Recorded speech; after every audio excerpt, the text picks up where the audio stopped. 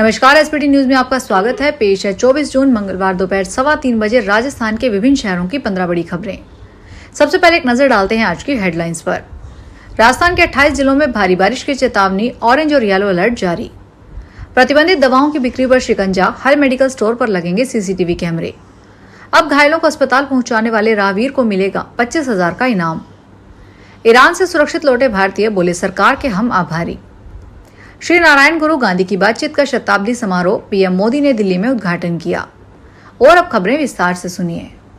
मौसम विभाग के मुताबिक राजस्थान के 28 जिलों में भारी बारिश का अलर्ट जारी है, जिसमें 5 जिलों में ऑरेंज अलर्ट और 23 जिलों में येलो अलर्ट जारी हुआ है। इसके साथ ही आंधी तूफान भी देखने को मिल सकता है। आज 24 जून को जयपुर में अचानक आसमान में काले बादल छा गए और 10 मिनट तक तेज बारिश दर्ज की गई। साथ ही सुबह से जयपुर में कभी धूप तो कभी छांव देखने को मिली है। वहीं बारां जिले के मांगरोल इलाके में भारी बारिश होने से बाढ़ जैसे हालात पैदा हो गए। अलवर में सड़कों पर 3 फीट तक पानी जमा हो गया। हनुमानगढ़ में बारिश से होने से कई घरों में पानी घुस गया। इस दौरान नागौर, दौसा और कोटपुतली जिलों में भी अच्छी बारिश दर्ज की गई।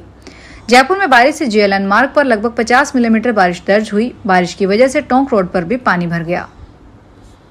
जयपुर में युवाओं को नशे की प्रवृत्ति से दूर रखने के उद्देश्य से जिला प्रशासन ने नशामुक्त जयपुर अभियान को जन आंदोलन बनाने की दिशा में ठोस पहल शुरू कर दी है। बिना लाइसेंस के नशा मुक्ति केंद्रों पर कार्रवाई होगी और नवजीवन योजना के लाभ उचित पात्रों तक पहुंचाए जाएंगे। वहीं मेडिकल स्टोर पर सीसीटीवी कैमरे लगाने, प्रतिबंधित दवाओं की बिक्री रोकने, स्कूल कॉलेजों के पास तंबाकू बिक्री पर रोक और कोटपा अधिनियम के पालन की सख्त हिदायत दी गई है। अक्सर घायलों को अस्पताल पहुंचाने के चलते किसी कानूनी पचड़े में न उलझ जाएं, लोगों को इस हिचक एवं उदासीनता के चलते बहुत से घायलों की समय पर अस्पताल नहीं पहुंच पाने के कारण जान चली जाती है। इसी हिचक और उदासीनता को दूर करने के लिए भारत सरकार के केंद्रीय सड़क परिवहन एवं राजमार्ग मंत्रालय ने सड़क दुर्घटना में घायल किसी व्यक्ति को गोल्डन आवर में अस्पताल या ट्रॉमा सेंटर पहुंचाने पर उसे राहगीर योजना के तहत सरकार की ओर से 25,000 रुपए प्रोत्साहन राशि देने की घोषणा की है। मंत्रालय ने घायलों की मदद करने वाले भले नागरिकों को राहगीर की उपाधि देगी। ऑपरेशन सिंधु के तहत भारत सरकार ने ईरान में फंसे अपने नागरिकों को सुरक्षित वापस लाने का काम जारी रखा है। अब तक कुल 2,295 भारतीयों को ईरान से भारत लाया जा चुका है। इस ऑपरेशन के तहत आज सुबह 3:30 बजे मशहद से 292 भारतीय नागरिक नई दिल्ली पहुंचे हैं। विदेश मंत्रालय के आधिकारिक प्रवक्ता रणधीर जायसवाल ने ट्वीट करके इसकी जानकारी दी। वापस लौटे लोगों ने सरकार और प्रधानमंत्री नरेंद्र मोदी का धन्यवाद किया। उन्होंने कहा कि देश वापस आकर उन्हें बहुत राहत मिली है। प्रधानमंत्री नरेंद्र मोदी मंगलवार को नई दिल्ली के विज्ञान भवन में भारत के 2 महानतम आध्यात्मिक और नैतिक नेताओं श्री नारायण गुरु और महात्मा गांधी के बीच ऐतिहासिक बातचीत के शताब्दी समारोह का उद्घाटन किया। इस मौके पर पीएम मोदी ने आज से 100 साल पहले हुई वह मुलाकात सामाजिक समरसता और विकसित भारत की साझा संकल्प के लिए एक प्रेरणा और ऊर्जा का स्रोत है। श्री नारायण गुरु के सिद्धांत पूरी मानवता के लिए एक महान संपत्ति है। जो लोग देश और समाज की सेवा के संकल्प के साथ काम करते हैं, उनके लिए श्री नारायण गुरु एक प्रकाश स्तंभ की तरह है। यूपीआई से लेन देन करने वाले करोड़ों यूजर्स के लिए बड़ी राहत की खबर है। 15 जुलाई 2025 से national payments corporation of India नया चार्जबैक नियम लागू करने जा रही है। इसके तहत किसी लेन देन में पैसा खाते से कट गया लेकिन भुगतान नहीं हुआ तो ग्राहक को तुरंत रिफंड मिल जाएगा। अब इसके लिए लंबा इंतजार नहीं करना पड़ेगा। बारां क्षेत्र में हो रही मूसलाधार बरसात के चलते भंवरगढ़ नाहरगढ़ मार्ग पर स्थित बरनी नदिया की पुलिया तेज बहाव में बह गई। इसके कारण मार्ग पर आवागमन बाधित हो गया। साथ ही विद्युत विभाग की आपूर्ति लाइन भी बह गई। इसके कारण कस्बे सहित क्षेत्र के सभी गांवों की आपूर्ति भी ठप हो गई। ग्रामीणों ने बताया कि मध्य प्रदेश में तेज बरसात के कारण बरनी नदिया की पुलिया के ऊपर पानी आ गया। दबाव अधिक होने के कारण तेज बहाव में पुलिया 123 kV बिजली लाइन बह गई। पूर्व मुख्यमंत्री अशोक गहलोत 24 जून से 28 जून 2025 तक जोधपुर के दौरे पर रहेंगे। इसके तहत मंगलवार शाम 5:45 पर जयपुर से शालीमार मलानी एक्सप्रेस से रवाना होंगे। रात 10:55 पर जोधपुर पहुंचेंगे। यहां वे बुधवार को कई स्थानीय कार्यक्रमों में शामिल होंगे। 26 जून को गहलोत बासनी सेकंड फेज स्थित जगशांति ऑडिटोरियम में मरुधरा इंडस्ट्रियल एसोसिएशन की 42वीं नवनिर्वाचित कार्यकारिणी के शपथ ग्रहण समारोह में शामिल होंगे।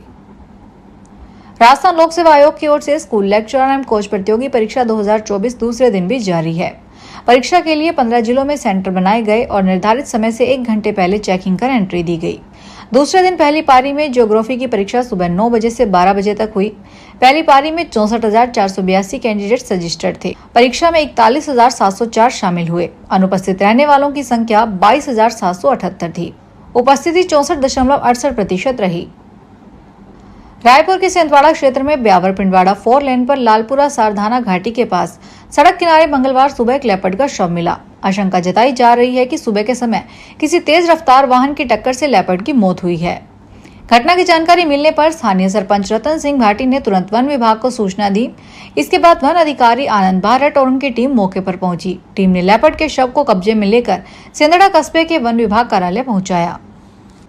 राजस्थान देवस्थान मंत्री जोराराम कुमावत की अध्यक्षता में शासन सचिवालय में देवस्थान विभाग की समीक्षा बैठक आयोजित हुई। बैठक में वर्ष 2024-25 की बजट घोषणाओं की प्रगति तथा आगामी वर्ष 2025-26 के लिए प्रस्तावित योजनाओं पर विस्तृत चर्चा हुई। मंत्री ने वरिष्ठ नागरिक तीर्थ यात्रा योजना के तहत वर्ष 2025 के लिए ऑनलाइन आवेदन शुरू करने के निर्देश दिए और सिंधु दर्शन यात्रा योजना को संशोधित प्रारूप में लागू करने का निर्णय भी लिया। इसके अतिरिक्त श्री पटना साहिब और हुजूर साहिब जैसे प्रमुख सिख तीर्थ स्थलों को भी वरिष्ठ नागरिक तीर्थ यात्रा योजना में शामिल करने पर चर्चा की गई है। इजराइल ईरान के बीच हुए सीजफायर के बाद सोने की कीमतों में बड़ी गिरावट दर्ज की गई है। MCX पर सोना चांदी दोनों के वायदा भाव गिरावट के साथ खुले। खबर लिखे जाने के समय घरेलू बाजार में आज सोने के भाव 98,130 रुपए जबकि चांदी के भाव 1,06,000 रुपए के करीब कारोबार कर रहे हैं। अंतर्राष्ट्रीय बाजार में सोने चांदी के वायदा भाव नरमी के साथ कारोबार कर रहे हैं। विदेश मंत्रालय 24 जून को 13वां पासपोर्ट सेवा दिवस मना रहा है। इस मौके पर विदेश मंत्री S जयशंकर ने बधाई दी है। जयशंकर ने पासपोर्ट दिवस पर अपने संदेश में कहा कि ये मेरे लिए बहुत खुशी की बात है कि मैं देश और विदेश में कार्यरत हमारे सभी पासपोर्ट निगमन प्राधिकरणों के साथ 13वें पासपोर्ट सेवा दिवस के अवसर पर जुड़ रहा हूँ। विदेश मंत्रालय 24 जून 1967 को पारित पासपोर्ट अधिनियम को लेकर बीते कुछ सालों से इसे पासपोर्ट सेवा दिवस के रूप में मना रहा है। राज्य वन्यजीव मंडल की बैठक सीएम भजनलाल शर्मा की अध्यक्षता में हुई। इस बैठक में सरिस्का टाइगर रिजर्व के CTH एरिया का रेस्लाइजेशन फाइनल करके राष्ट्रीय वन्यजीव बोर्ड को भेजा गया। इसके अलावा अलवर शहर में जुड़े कई कामों के लिए NOC की भी संस्तुति दी गई है। सेंट्रल एम्पावर्ड कमेटी की ओर से प्रदेश सरकार को कहा गया है कि सरिस्का के क्रिटिकल टाइगर हैबिटेट एरिया का पुनर्निर्धारण किया जाए। जहाँ पर टाइगरों की संख्या ज्यादा है, यहाँ एरिया बढ़ाया जाए जहाँ टाइगर नहीं है। यह एरिया कम किया जाए, लेकिन वर्तमान में 881 वर्ग किलोमीटर का जो एरिया है वह कम नहीं होगा, बढ़ाया जरूर जा सकता है।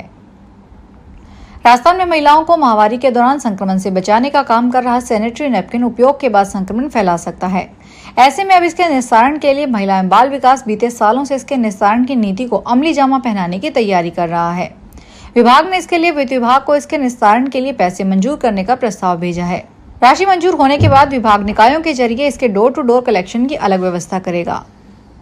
फिलहाल इस बुलेटिन में इतना ही, फिर हाजिर होंगे बड़ी खबरों के साथ। अगर आप भी अपने आसपास की छोटी बड़ी और महत्वपूर्ण खबरों से अपडेट रहना चाहते हैं तो सब्सक्राइब कीजिए हमारे चैनल SPT न्यूज को और प्रेस कीजिए बेल आइकन पर।